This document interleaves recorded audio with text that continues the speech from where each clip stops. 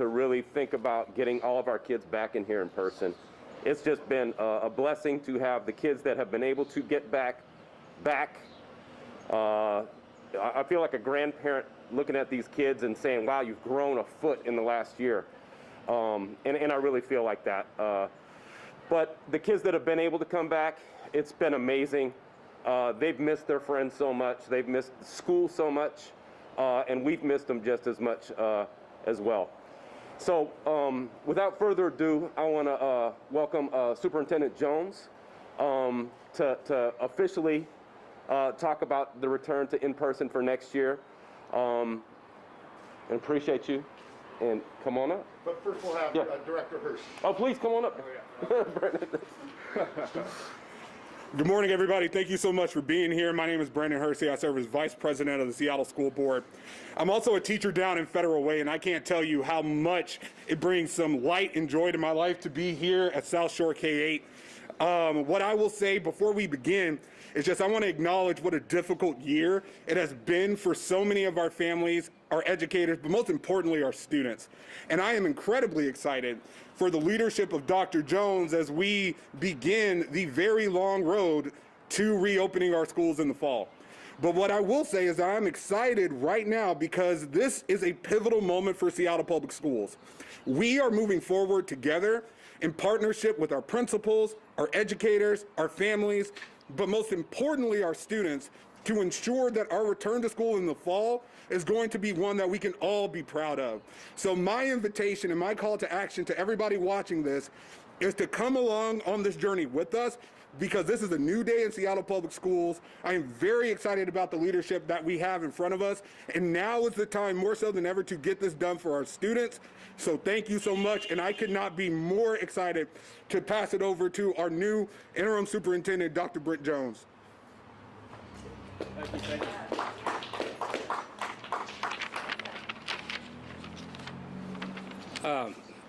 Thank you. Glad to be here today.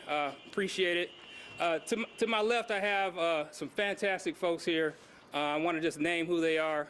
You just heard from Principal Justin Hendricks, the principal of South Shore K-8. We have our board vice president, Brandon Hershey. Thank you for your support and your oversight. Always have us focused on the right things. We have Rainey Swan here, who's the executive director for the Principals Association. Thank you for your partnership. And then we have Sabrina Burr, who is the strategic advisor and an officer in the Seattle Council PTSA, an advocate for children, families, and what we're doing here today. So thank you all for being here today. So I have some remarks, and I want to be specific on those remarks. So I'll read a few points to you, and then I'll take some of your questions. So thank you for being here today. So today we are here to announce a full-time, in-person learning experience in the fall. That's the fall 2021 to be specific. The conditions are right, the pandemic is slowing, and we have access to vaccinations. We are creating the conditions for our children to come back to school safe. It's imperative that we create the best conditions for our students. And I believe that's in-person learning. Our educators have done a great job over this last year, and they will be able to continue to use the creative and innovative tools they've learned over this past year. It will all be done in the context of what's best for students. And that is when teachers and students can have that in-person connection. We have many, many, many years of returning in the fall. We know what we're doing in that space. And we have successfully done that.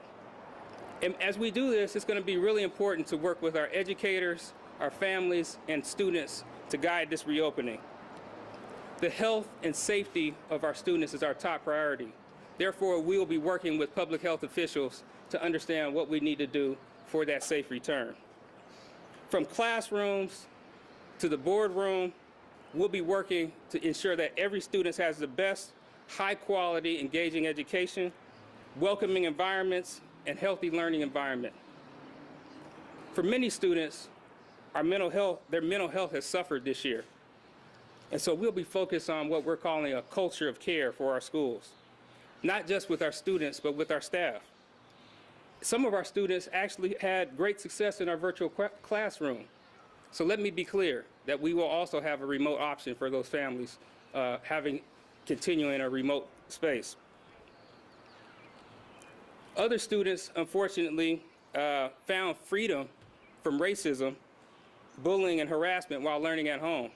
So I am committed to making sure that our in-person classrooms are safe and nurturing and affirming for all students, and that we continue the really important work on anti-racism and educational justice. The needs of our students will be informing how we return in the fall. We are already working on the plan.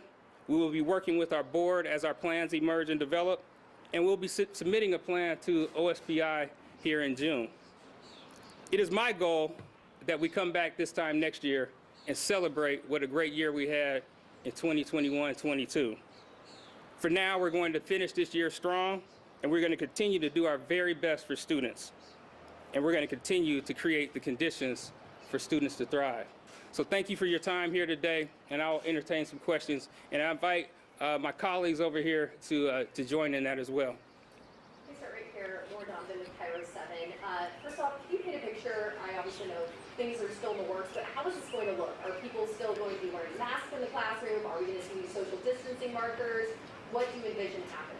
Yeah, again, we will follow the guidance of our public health officials.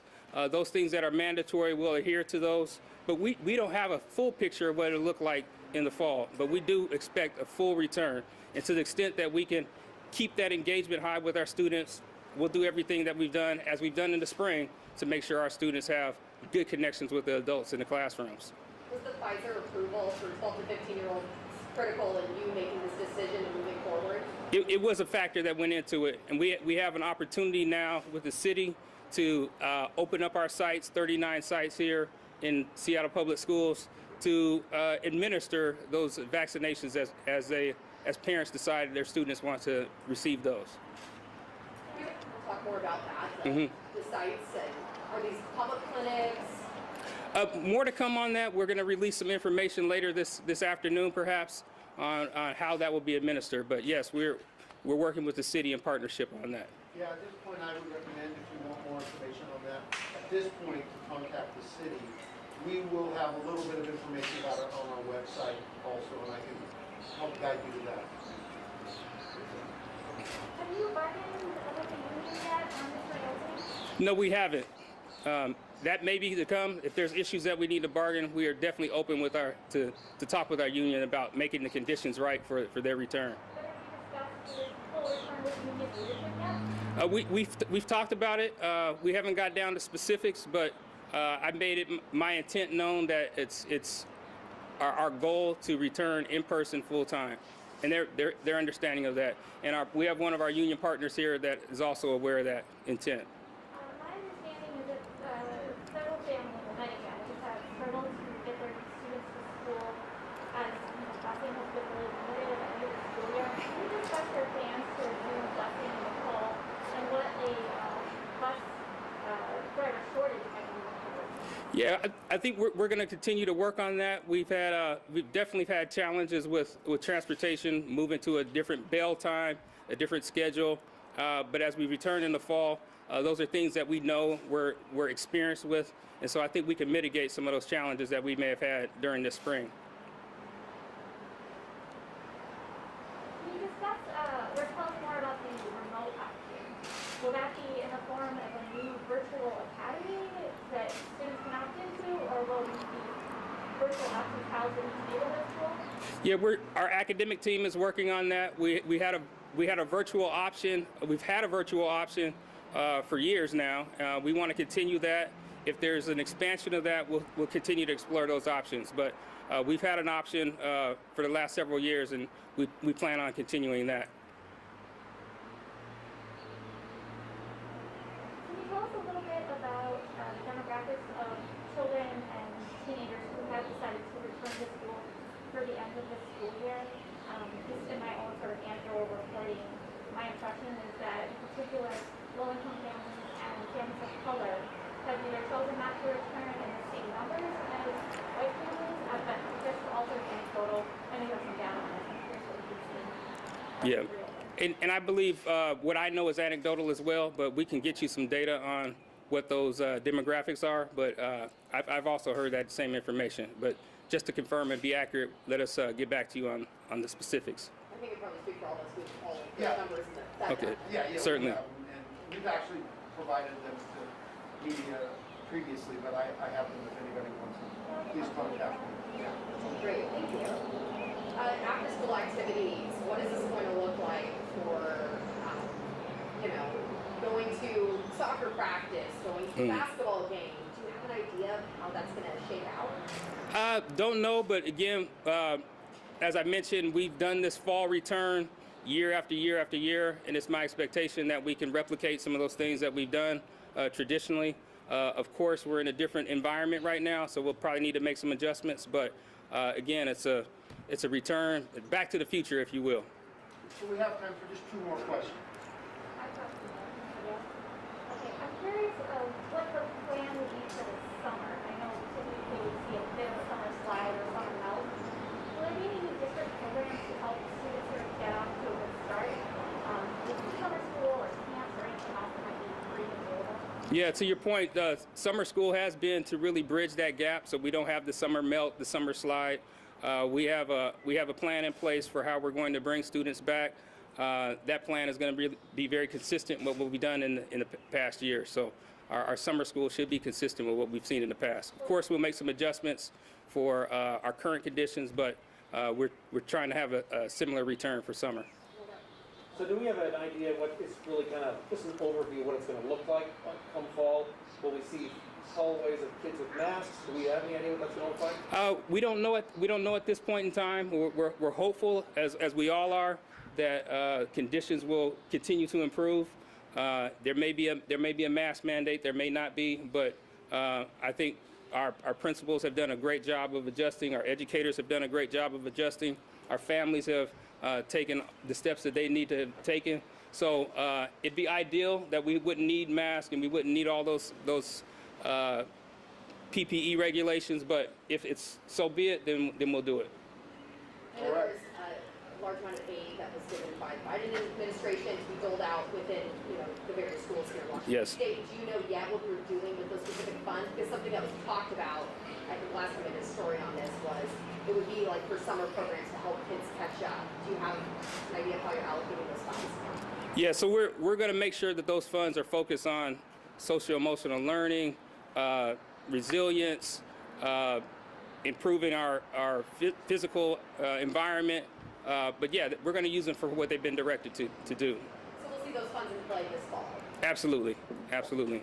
Thank you, Dr. Jones. Really All right. appreciate it. And thanks again to everybody. I'll be sending out a news release in the next hour or so that'll have a lot of the details that he talked about. And I'll be available all day, of course, if you need anything else. Really appreciate the support of everyone who showed up today, and also for the media, for you guys to help us spread the word about this great news about returning Yeah, thank to you. full-time in person. Thanks very much. Thank you, Dr. Jones. And these are my partners. Yeah, thank you, thank you. I'm more in the so, assuming